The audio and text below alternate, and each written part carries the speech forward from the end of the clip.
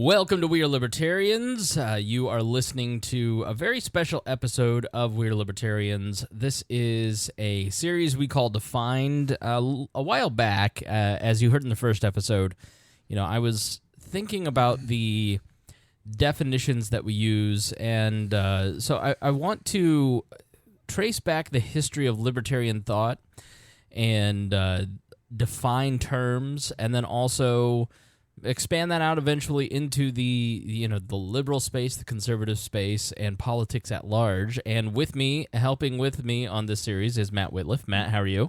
Good. How you doing, Chris? Pretty well. So that's a little bit of what we're doing here. The first episode I thought went well, and so today we're going to talk a little bit about the history of anarchism and a little bit about as we kind of discussed in the last episode, you had the scope of human history was essentially a group of people accepting that they would be ruled. Right. And then over time, you start to see that, you start to see strains in John Locke and others who start to say, maybe there's other alternatives besides having a strong man rule over us, a king, a whatever. The whole concept of individual liberty. That's exactly right. And today we're going to talk about anarchy and the beginnings of anarchy, and really it begins where, Matt? Begins with, most people will trace this back to William Godwin with his publication of the Inquiry Concerning Political Justice in the very early 1800s, British writer. Right. Yes, he was a contemporary of Thomas Paine and Edmund Burke, and actually was inspired by their back and forth over the French Revolution. Thomas Paine wrote Rights of Man in response to Burke's reflections on the Revolution in France, and then this crackpot, he wasn't a crackpot, but I'm sure people thought he was at the time, comes along and says, what if we just have no government? What if we just got rid of it all? What if we got rid of it all? And it was the first work espousing the principle of anarchism. And so this is from the Wikipedia entry. Political justice argues that humanity will inevitably progress. It argues for human perfectibility and enlightenment. McCann explains that political justice is first and foremost a critique of political institutions. Its vision of human perfectibility is anarchist insofar as it sees government and related social practices such as property, monopoly, marriage, monarchy, as restraining the progress of mankind. Godwin believed that government, quote, insinuates itself into our personal dispositions and insensibly communicates to its own spirit to our private transactions. Instead, Godwin proposes a society in which human beings use their reason to decide the best course of action. The very existence of government, even those founded through consensus, demonstrates that people cannot yet regulate their conduct by the dictates of reason. It goes on, Godwin argued that the link between politics and morality has been severed, and he wants to restore it. McCann explains in Godwin's vision, quote, as public opinion develops in accordance with the dictates of reason, so too should political institutions change until, finally, they will wither away altogether, leaving the people to organize themselves into what would be a direct democracy. Yeah. So it's a revolutionary idea. It has a lot of contradictions in it, but it clearly had an impact and set the stage for many different thinkers. Yeah, and a lot of the places where he's coming from, is not necessarily from, liberty is the best thing, and we should shed ourselves from the shackle of the state in that way. He comes at it, I think, from a very pragmatic, almost technocratic view, if you will, of like, the government's not going to do a good job at this. You're going to do a better job at it yourself, and thus, it should wither away in that regard, as opposed to real foundation of like rights and principles around that, right?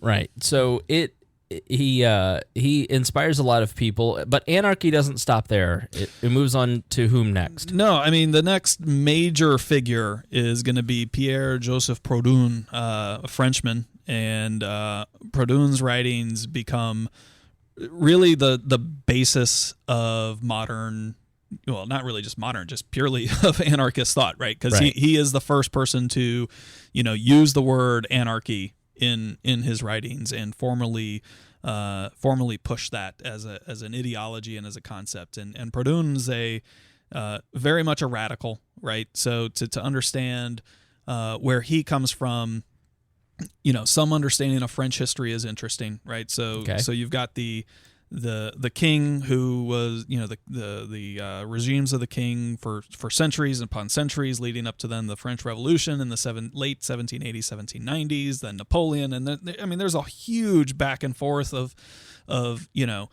monarchists and then radical Republicans and then sort of conservative bourgeoisie kind of aristocrats who are like, let's try to find a balance in between the two, and the pendulum is swinging hard for decades, right? So that you've got restoration of the king, and then they're overthrown again, and through this whole process, Proudhon sees, I think, both sides of it, and is like, there's a different path here, right? All of this is garbage. The ruling class, whether it's through the king or through Republicans who are essentially still the people in power, are the people who have money and have land and all of this type of stuff, right? He's the first kind of radical anti-capitalist, anti-government anarchist. Capitalism didn't seem like it was really even a thing yet. No, not so much, right? And it's maybe not explicitly anti-capitalist, although Marx's writings are contemporaneous here.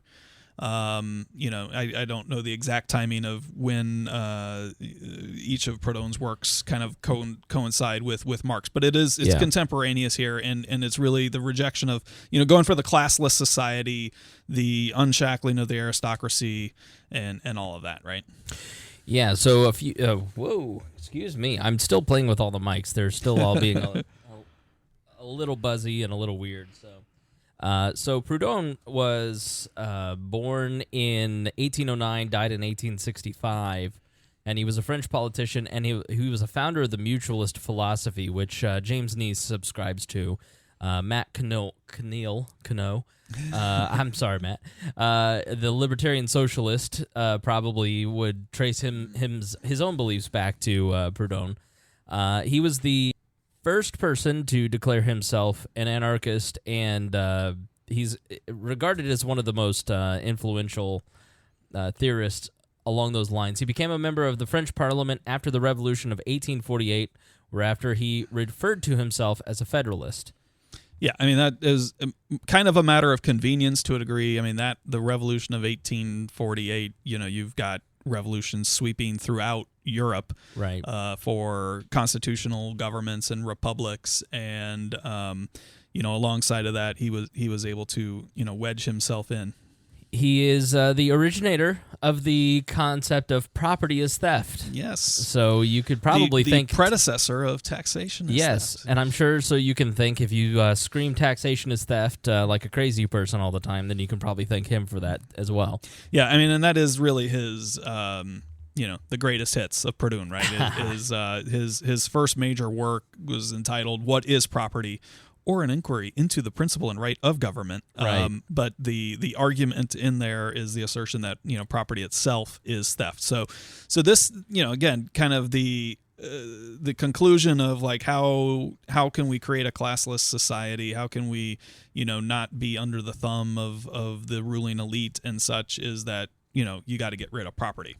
So he attracted the attention of Marx, and they actually met while Marx was exiled in Paris, and they had a lot of correspondence, and the friendship finally ended when Marx responded to Proudhon in the system of economic contradictions, or the philosophy of poverty, and it basically became the source of the split between the anarchists and the Marxists and in the parties. So and essentially, Proudhon favored workers' associations or co-ops, as well as individual worker-peasant possessions over private ownership or the nationalization of land and workplaces. He considered social revolution to be achievable in a peaceful manner. So those are some of the ways he... Anarchy is order without power, he wrote in Confessions of a Revolutionary, the phrase which later inspired, in the view of some, the anarchist circled A, symbol today one of the most common graffiti in the urban landscape. And he tried to create a national bank to be funded by what would be an abortive attempt at an income tax on capitalists and shareholders. So he basically kind of created the credit union with interest-free loans. Pragmatic anarchism. Yes, exactly right. So that's he's a really important figure if you want to look more into him, if you're into that commie anarchist shit. Yeah, and again, I think understanding the origins of the various theories, and right, your interview recently with Matt Wittleif or whatever, clearly there's a direct lineage from the thoughts of Proudhon to various strains of anarchy, just about every other strain of anarchy other than anarcho-capitalism, frankly. Right. So it is interesting. I think a lot of people would be surprised to learn how closely associated anarchism was with communism and socialism and those philosophies, especially early on. Yeah, I mean, it's really at the heart of the struggle is who owns property, and property both being from kind of the real physical property as well as the result of one's own labor, right? Right. And a very complex and interesting question philosophically, politically, from an economic standpoint, right? And we sit here as strong believers in private property, right? Mm-hmm. But this is the analog set of thinking to it, that if you extinguish or remove the concept of private property and move to collective property, or that as the foundation, that these are kind of the dominoes that begin to fall then philosophically. Yeah, and the execution of some of these ideas are how we end up with the individualistic anarchist, which we'll see in a few moments.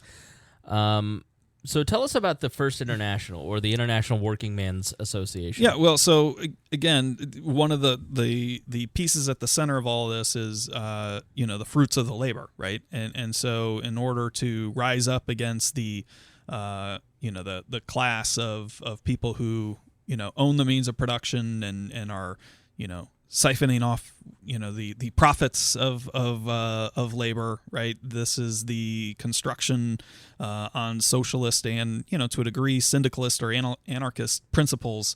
Really, I don't want to necessarily call it the modern labor union, right? Mm-hmm. But it certainly has roots there, right? Sure. By in many ways. And so this is the organization to bring workers together, to the common workers, if you will, to fight for their equal share. Right. And a lot of that was fueled by then the writings of both Proudhon and Marx and other economists and philosophers at the time, right? So the First International is established in 1864, kind of trying to fuse the anarchist wing along with the socialist wing.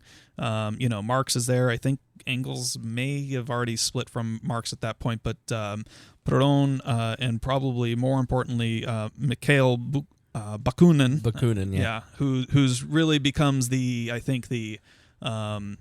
flag bearer of the anarchist wing of this all, as Proudhon, I believe, dies, I think, around 1865. Yeah.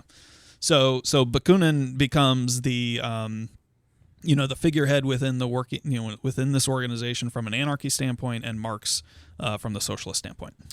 Okay, and that really starts to play it out because ideas sitting in a parlor chamber discussing ideas, or a beer hall or a coffee shop or on Facebook even now, a lot of what we've talked about is intellectuals writing to each other, having conversations. But this is where you really start to see a lot of these ideas be applied on the ground in the political movement, and it really plays itself out in something called the Haymarket Affair.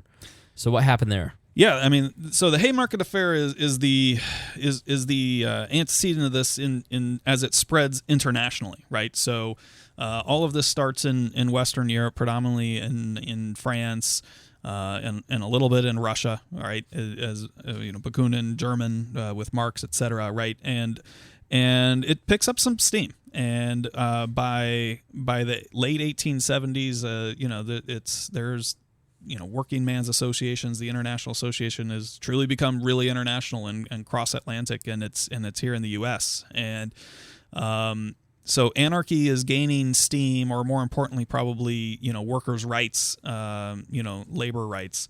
And the Haymarket bombing in 1886 happened in Chicago, and up until that point, I think there was a lot of sympathy for maybe not quite full-on anarchism, but certainly the socialist movement around this, and it pretty well gets squashed out pretty hard when many people die in the bombing in Chicago. Well, this is a total setup, to be honest. I mean, if you read about the history of the Haymarket, I mean, you want to talk about false flag attacks. This may be one of the first.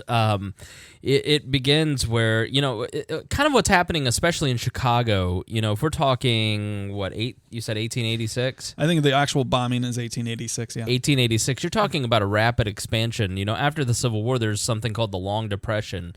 And then out of the Civil War, you have this rapid expansion and a lot of immigration. And, if you've ever read Upton Sinclair's, what was the book? The Jungle. The Jungle, which was the worst book I've ever read in my life.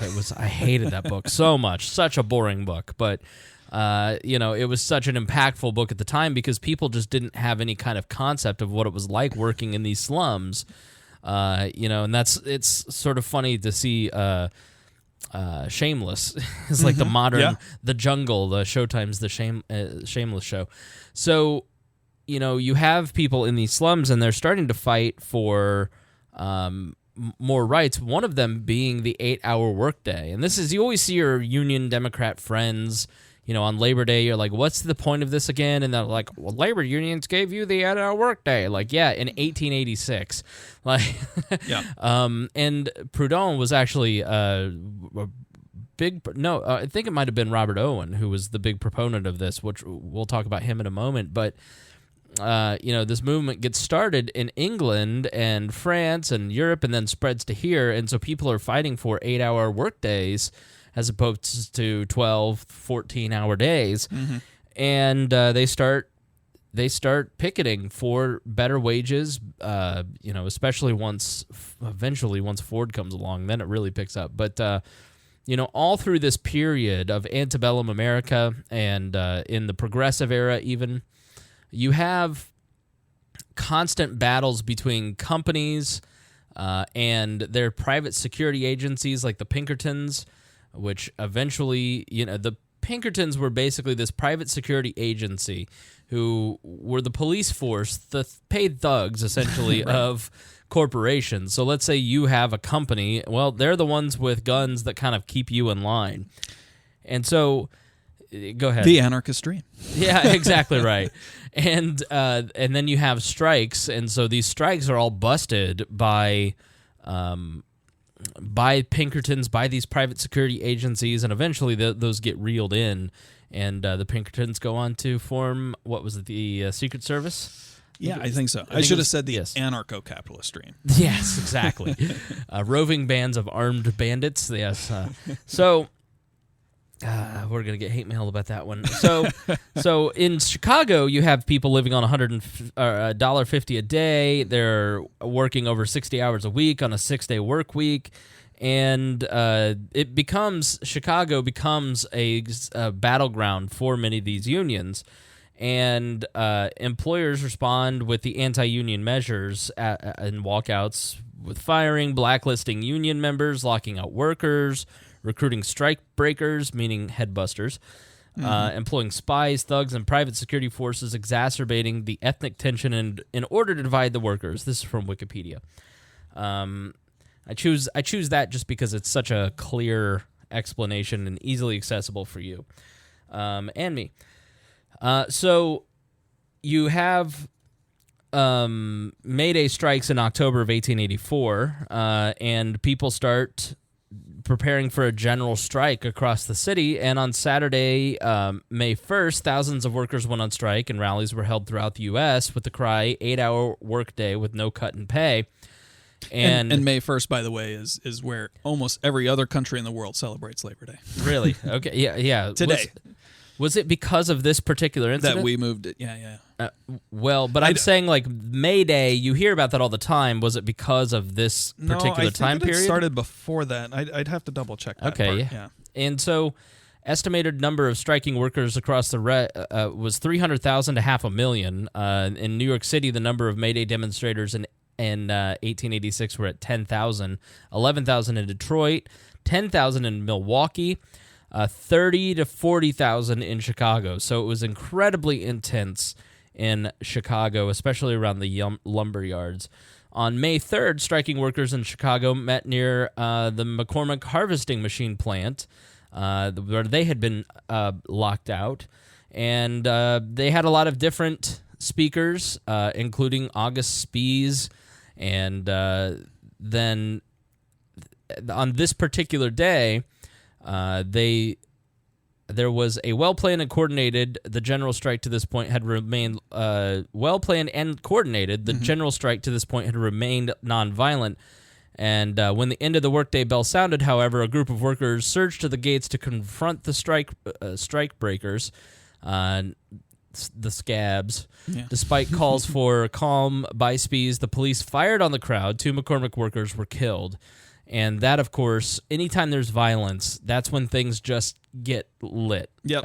I mean, we've said that a million times. Hell ensues. Yeah. It's like we had that one period in American politics right at the beginning of Obama where you had a lot of people who, right-wing militia groups, were a real concern to the media. And you always had, and then so because there was antagonism from the media, you had right-wing people saying, "Oh, I'm gonna shoot," and I'm blah blah blah. So many of us were like, the worst possible thing you can do is commit any act of violence. Right. If you're in Donald Trump's crowd, even if he pays for your medical bills and lawyer fees, violence is what they want, and it gives credence to the other side. Yeah. Always. So the rally began peacefully under a light rain on May 4th. August Spies, Albert Parsons, and Samuel Felden spoke. And there were about 3,600 to 3,000 people there. And eventually it just turns into...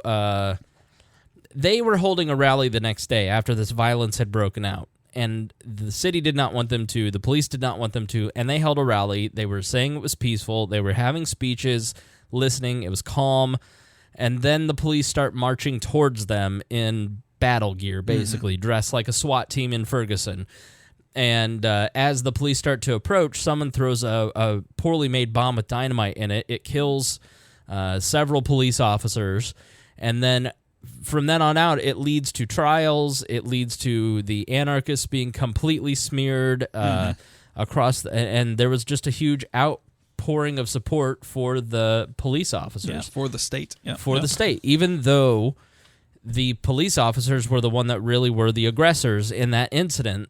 It didn't matter. The press stood by the state, and the anarchists were deemed... Yeah, so any sort of populist support for the concepts of anarchy at that point were reasonably well snuffed out in the United States, right? So, and I did check, May 1st is used to commemorate, actually, the International Workers' Day is what it's usually referred to commemorate the Haymarket bombing. So, right. Yeah. So you end up with the anarchist wing eventually devolving into the labor unions, which devolve into the Democratic Party, which have turned into a blue-collar base of support for the Democrats, and I don't know that unions or the blue-collar support for Democrats will exist in 25 years. But, it seems to me that a lot of those people went for Trump. Yeah, absolutely. That seems to be the tide. So yeah, that becomes picking up like where the left went. Right.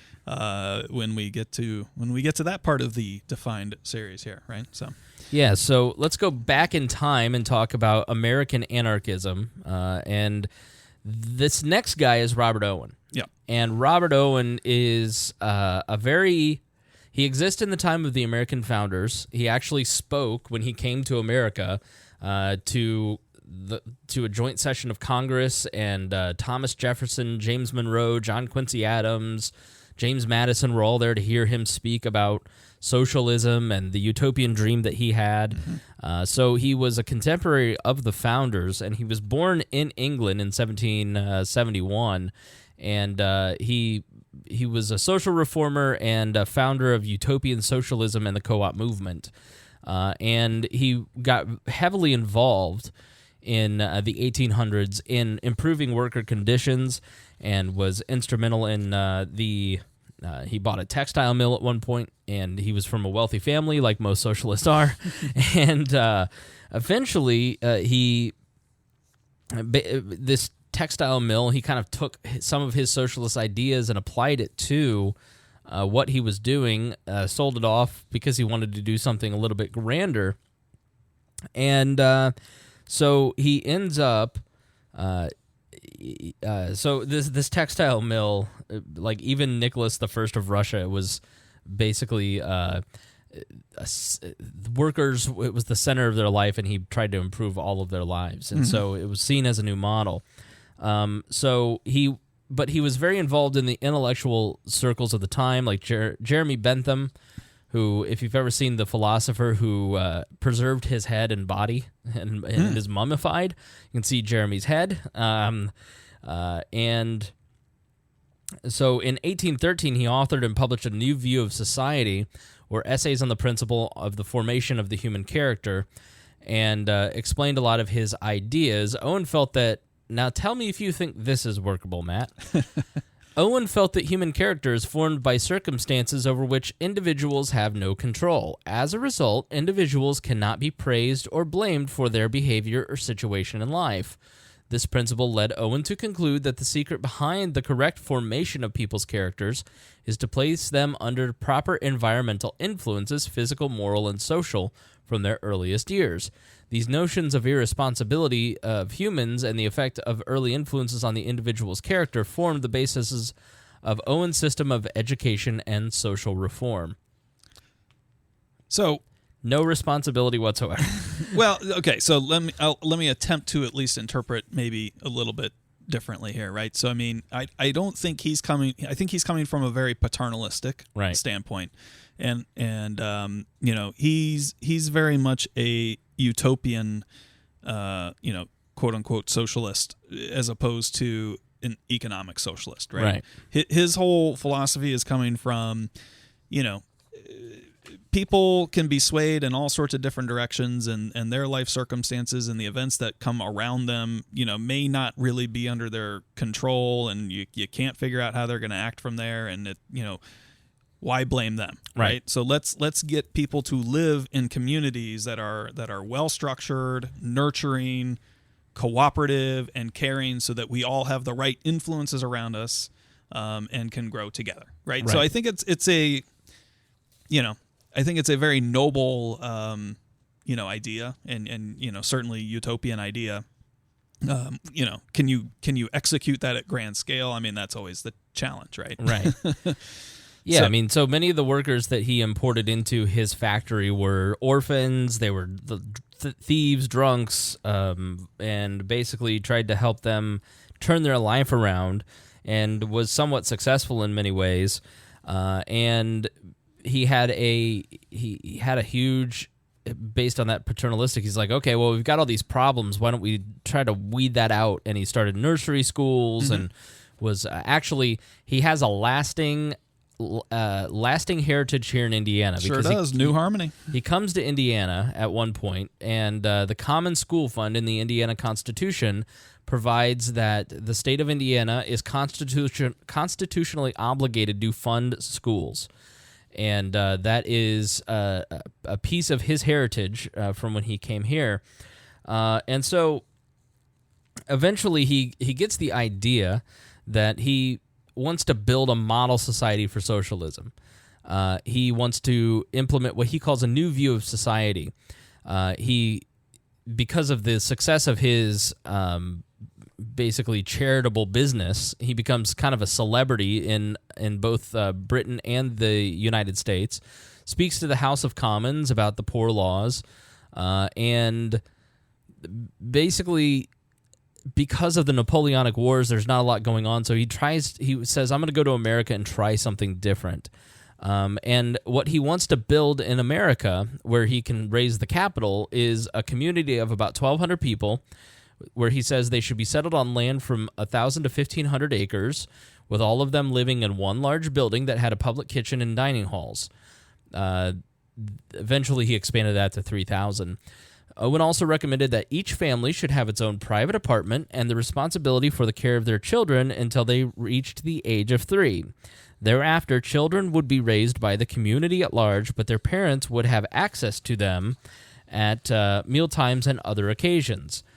Owen further suggested that these socialistic communities might be established by individuals, parishes, counties, or other governmental units. In every case, there would be effective supervision by qualified persons. The work and the enjoyment of its results should be experienced communally. Owen believed that this idea would be the best form for the reorganization of society in general. He called his vision a socialistic utopia, the new moral world. He didn't change it for most of his life. He was married to it. And a number of these communities increased. I mean, there were Owenite communities all across. But the first one, and the granddaddy, was New Harmony, Indiana. New Harmony, yeah. I've been to New Harmony, Indiana, and I've seen it. It's a beautiful town in southern Indiana. Kind of, if you think of Indiana like a boot, it's more towards the toe. Mm-hmm. It's kind of right on the toe by the river. And it was founded by George Rapp's Harmony Society in 1824. They owned the property, and they called it Harmony, and they decided to relocate to Pennsylvania, so Owen took it over in January 1825. And so he goes around trying to gin up support for the idea of this. That's why he was speaking to all of those folks. He eventually convinces a wealthy scientist, philanthropist, and Scot who was living in Philly to join him in New Harmony, William McClure. McClure became the financial partner for this idea, and they eventually attracted scientists, educators, and artists such as Thomas Say, Charles Alexander Lesueur, Madame Marie Duclos Fregatoni. Amongst others, the individuals helped to establish a utopian community right here in southern Indiana, and the Village of Unity and Mutual Cooperation never got built. Mm-hmm. How long do you think New Harmony lasted, Matt? Boy, I don't know, and I don't have it up on my screen. Okay, so they've got some of the cream of the crop, some of the best in America. They had 1,000 residents by the end of the first year. 6 years? 6 years? Nope. Okay. 2. 2 years. 2 years. 2 years is how long it lasted. One of the members of this socialistic experience, Josiah Warren, yeah. One of the participants at New Harmony, asserted that the community was doomed to failure due to a lack of individual sovereignty and personal property. In describing the Owenite community, Warren explained, "We had a world in miniature. We had enacted the French Revolution over and over again with despairing hearts instead of corpses as a result. It appeared that it was nature's own inherent law of diversity that had conquered us. Our united interests were directly at war with the individualities of the persons and circumstances and the instinct of self-preservation." Warren's observations on the reasons for the community's failure led to the development of American individualistic anarchism, one of which he was the original theorist. Some historians have attributed the demise of New Harmony experiment to a series of disagreements amongst its members. No S, Sherlock. So, and we were taken there as kids and shown New Harmony. Oh, wow, okay. And I think it was in middle school or high school. It's a long day, but it's a field trip, and it's partially like, here's different theories of government. Okay. But I went to a school that was in a fairly conservative part of the country, mm-hmm. And they're like, yeah, guess what? It didn't work out because people like I had a teacher who was just like, individuals are individuals and communism doesn't work. Right. So Warren, right, is probably the first kind of self-declared, self-identifying anarchist in the U.S. Right. And he hangs on to some economic socialist beliefs, but his major contribution on this track is as you mentioned, the kind of the individualism strain of American anarchist light thought, right? And that leads to folks like Lysander Spooner, and also ties into writers like Emerson and Thoreau as well, right? Yeah. So what part of the libertarian heritage do Ralph Waldo Emerson and Henry David Thoreau play? I think it's really just from the the rugged individualist connection with kind of what you have around you and making it on your own, and that spirit of civil disobedience. Yeah, and certainly the civil disobedience, right? That comes alongside that in Emerson's writing, I believe, right? Or is it Thoreau? I get those two confused. I don't know. I always do too. I couldn't tell you Emerson from Thoreau, although I did in New Hampshire pass several Thoreau locations, but I didn't get a chance to stop and see Walden Pond. But there you go. But you mentioned Spooner. Yep. And Lysander Spooner is somebody that you probably have heard if you've been a libertarian for more than a year or so, or at least seen his photo. You probably know him best from his greatest hit, which is trying to set up a competing post office. Spooner was truly the neckbeard of his time. Like, there's no wonder that the libertarians that love Spooner, because the more you read about this guy, you're like, yep, he's one of them. Mm-hmm. He's an incredibly smart guy. He's born in 1808 in Athol, Massachusetts. Athol, Massachusetts. He dies in 1887 at 79 years of age. He wrote No Treason and the Unconstitutionality of Slavery. And so he is, he's as he's learning there in Athol, he advocates something called natural law, or the science of justice, wherein acts of initiatory coercion against individuals and their property were considered criminal because they were immoral, while the so-called criminal acts that violated only man-made, see arbitrary, legislation were not necessarily criminal. So clearly somebody who fits right in our wheelhouse. Yeah, he's certainly not afraid to challenge the establishment and question any authority that they have, and I think broadly speaking, your average person on the street, your average person on the street hasn't heard of him, but if you run into a non-libertarian, right, is his contributions towards abolition. He's like James Weeks in a Civil War suit. So he studies under two prominent politicians and lawyers, John Davis and Charles Allen, but he doesn't go to college, so he doesn't get a degree, and so therefore the courts refuse to recognize him as a lawyer. But with his mentors, he sets up a practice in Worcester, Massachusetts, after only 3 years, defying the courts. And he regarded the 3-year privilege for college graduates as a state-sponsored discrimination against the poor, and also providing a monopoly income to those who met the requirements. And he argued that he should be a lawyer because no one has yet ever dared advocate in direct terms so monstrous a principle as that the rich ought to be protected by law from the competition of the poor. So he said that he should be able to be a lawyer because a professional license is a violation of the natural right to contract. Mm-hmm. Yeah.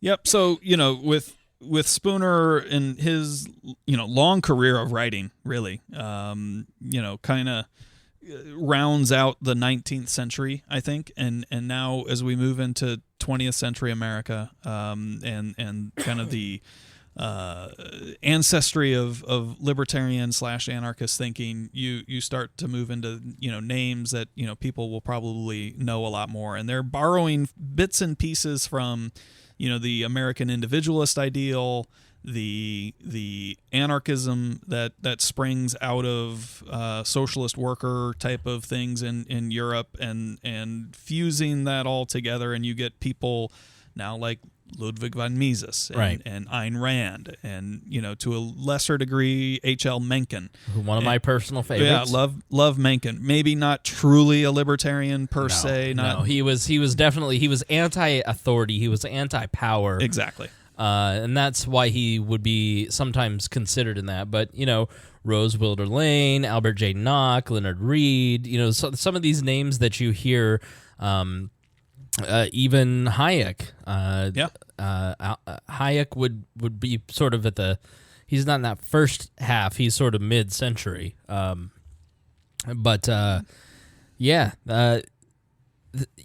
So let me just say, because I don't want to let this go by, there is one of the best things that Spooner did was he was instrumental in the abolition movement. Yeah.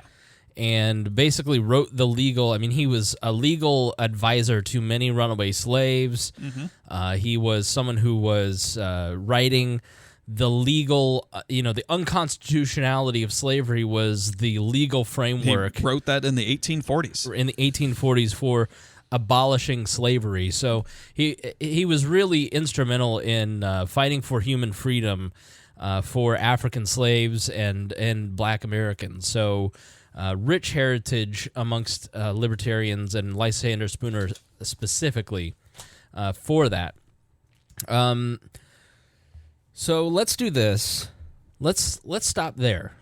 Okay. Let's leave the 20th century to the third episode. Yep. Because libertarianism in the 20th century becomes much more complex, and I want to make sure that we're following all of it. But you've got a lot of that's really when libertarianism starts to take hold. If you look over the overarching framework of what we've talked about over the last 300 years, that's when it becomes it moves from those single guys talking back and forth, batting ideas around, then people on the edges of already established political movements, maybe throwing nuggets out there, but that they're are fringe people. Yes, right. The 20th century is when libertarianism, as we know it here, exactly becomes a political force. I'm not talking about the Libertarian Party. I'm talking about as a broader philosophical movement, and its application starts getting applied in many different places,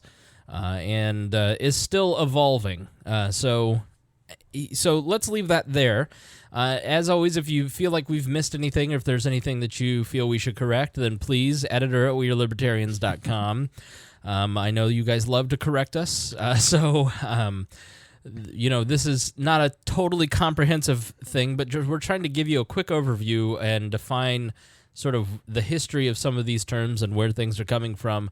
So if there's anything that you'd like us to kind of touch on that you have always thought, hey, I always hear this term, what does this mean? I always hear this ideology, what does this mean? Not so much about the issues. Or I've heard of this guy, right, or this woman. What's the importance of this, objectivism, or the Chicago School of Economics, or Murray Rothbard? So that's kind of what we're going for. We're trying to give you a quick history of a lot of these strains of thinking. So with that, we say farewell, Auf Wiedersehen, and goodbye. Matt, thank you for... Adieu to you and you and you. Thank you, Matt, for putting together the framework of this. And no worries. Kind of leading my dumbass towards good show prep. Because without Matt, I'd be lost on this. So, all right, thanks so much for listening, and we will catch you on the next episode of Defined. All right, thank you.